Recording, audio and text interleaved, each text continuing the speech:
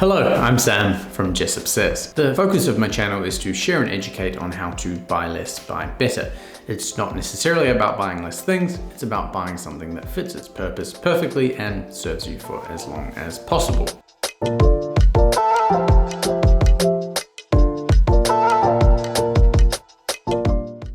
It's been almost a year since I purchased my pair of Chestnut Kangaroo RM Williams, and just short of a year since I did my initial impressions of the boot here on YouTube. As such, I think it's about time that I update everyone on my thoughts and reflections on the RM Williams Comfort Craftsman and share my experience with everyone.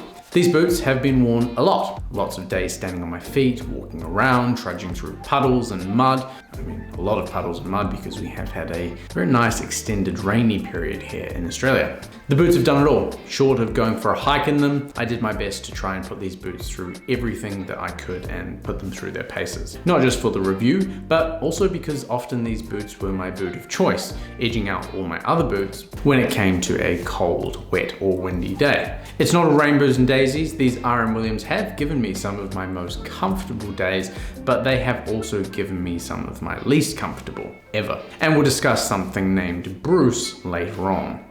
With the recent cost increases up to 700 Australian dollars and the removal of pretty much any and all deals or cheaper options that I can find, I find myself asking, what should you do? Faced with a year of wear, what would I do with my money today? And are RM Williams really worth it?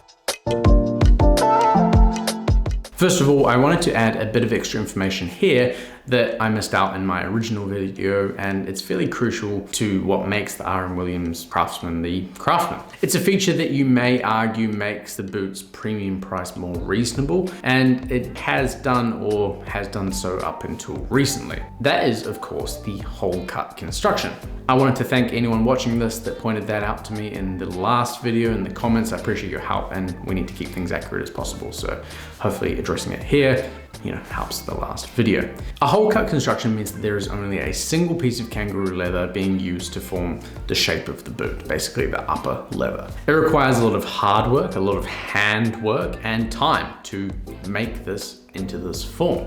Be it kangaroo leather, which is quite elastic and relatively thin as far as leather goes, or the much thicker cowhide, you have to form that over the last and make that shape. It's, like I said, it's literally just hand work to do so. They can't use multiple panels to create the effect of this shape. Even though it would be cheaper and easier to do so, RM Williams have a single piece that's sewn at the back. This is sort of what people point to as the last sign that RM Williams still make a quality boot. Though RM aren't the only company to offer a hole cut boot anymore, and they certainly aren't the best value in this category anymore. I've got a follow-up video coming next week where I'm going to discuss who else I might consider other than RM Williams, so keep an eye out for that video. So why is this the last sign of a quality boot? Well, if you look at the boots, the soles, the insides, they've been filled up with rubber. Maybe for the right reasons, to be fair, but leather has and always will be more expensive than rubber. Speaking of leather, from what I've researched and seen, the hides being used by RM more broadly speaking are of worse quality than they once were. These changes are fairly typical from a large shoemaker, with brands in England, America's Pacific Northwest, and surprisingly Spain being some of the last keepers of the tradition of true leather shoes, and they're keeping that alive. Though even amongst these companies, there is a trend towards using more rubber because rubber has some quite amazing qualities that actually make it very desirable in a boot, and in some ways it does outperform leather.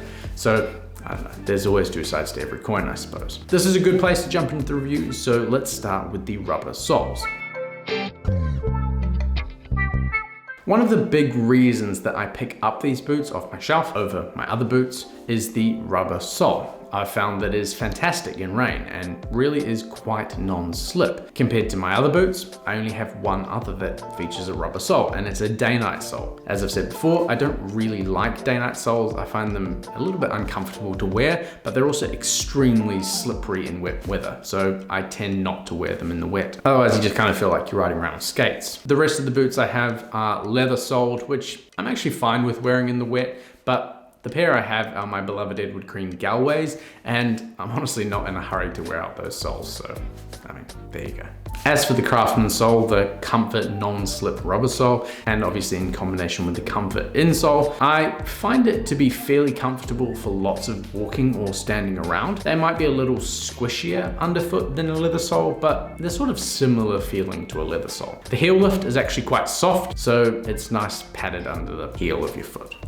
Overall, the quality and choice of materials here is a win for the most part. It's a good combination of sole, and I find it very useful in obviously rainy days, but also in not rainy days. I think some of the reasons that I've had some really awful days in these boots is because of the lack of leather midsole. Leather is actually very good at compressing and conforming to your foot over time, and is what makes a really good quality pair of boots super comfortable over time. To be fair, I could have gotten the not Comfort Craftsman, which would have solved this problem for me as they use leather throughout the boot, but I didn't, and this boot was called the Comfort boot, so that's kind of what I expect, and it's a bit of a shame to say that these are not always comfortable. I would say that if you try these boots on a pair of RM Williams and they don't feel comfortable, try another size or another width until they are, because for my personal experience, they haven't got any more comfortable than that first wear in terms of how they feel under the foot. The upper's definitely a lot more comfortable, but the under the foot feeling is very similar to the first time that I put those boots on.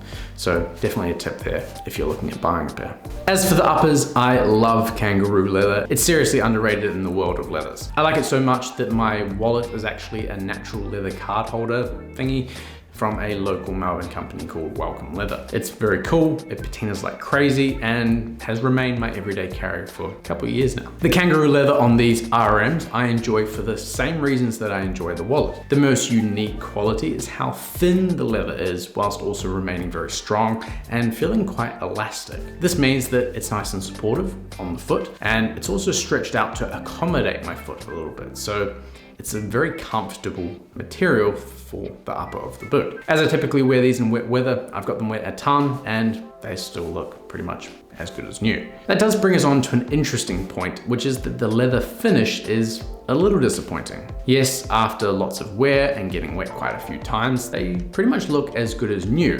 And that is, again, a good and a bad thing. On one hand, for the vast majority of men and women out there, having leather look perfect forever is probably the holy grail of boots. And because of the kangaroo leather, it's going to look even cleaner and have even less rolls and creases than cowhide boots do. So it might well be the holy grail of boots. But the negative part of this is that to achieve this finish, they've applied a layer of pigment on top of the leather to make it nice and uniform. It sort of removes the beauty of the leather, the aging, the changing over time, the patina. And that's kind of a shame. Some really old RMs out there I've seen, they do have a bit of this, but over time they've definitely gone further and further towards the standardization of the color. Again, from a business perspective, this makes complete sense. A customer gets the same product every time, there's consistent product in market, and you always know what you're going to get from an RM Williams in Chestnut, for example. The color of the Chestnut RMs, specifically the cowhide ones,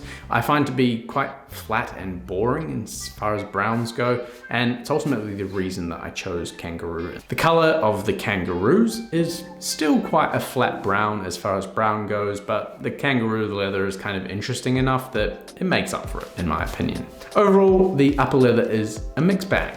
Kangaroo is awesome, but the pigmentation on the hides means that the leather is covered in sort of a non-natural product to achieve this uniform finish, which again, I'm not a fan of. Finally, we have to talk about Bruce. Bruce is, or rather was, a gigantic blister that showed up on my right pinky toe. He was basically a second toe. It was pretty insane. And that was just from one day of wandering around town, actually very recently. So these boots are definitely broken in. It was easily the worst blister that I've had in my life. But why did I get a blister if my boots are already worn in? Well, I'm actually not sure. I've had a mix of really comfortable and really uncomfortable days in terms of the fit and feel of these boots. And even after a year, I can't quite put my finger on what the reason for each of these days is.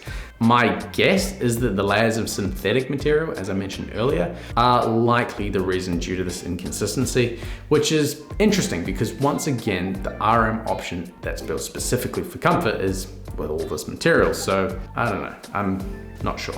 Anyway, at least in name, this is the Comfort Craftsman, and I will just continue to wear the boots and continue to persevere because they're just a really cool boot. Overall, I really like my RMs, and even though sometimes they're uncomfortable, they're still the boot I reach for if there's a bit of rain outside, which at the moment is pretty much every day. Thanks, Melbourne. But if I was thinking about where I would spend my $700 today, I think that for a boot with this much rubber in it, giving this much inconsistency in the comfort, even after a year and seriously quite a lot of wear, I think I might start to consider what other brands are out there that are worthy of my $700. And then I'd be thinking, is there a boot of similar or better quality for less than $700? If, like me, that's what you were thinking, then next week I'll have a video out to answer exactly that. For me though, I'm actually very happy with my RMs. I like being a Kiwi, owning a bit of Australian history and a bit of Australian pride. Plus, like I've said, kangaroo leather is absolutely amazing, and I'm really happy to have some of it in my collection. And being that they're Goodyear welted, eventually in the future, maybe I might want to swap it all out to replace the sole with leather, which is probably what I'll do. Anyway, I probably better put them on again now because it's definitely raining again and I think the dogs need another walk. Thanks very much for watching. Look forward to seeing you guys in the next one. Cheers.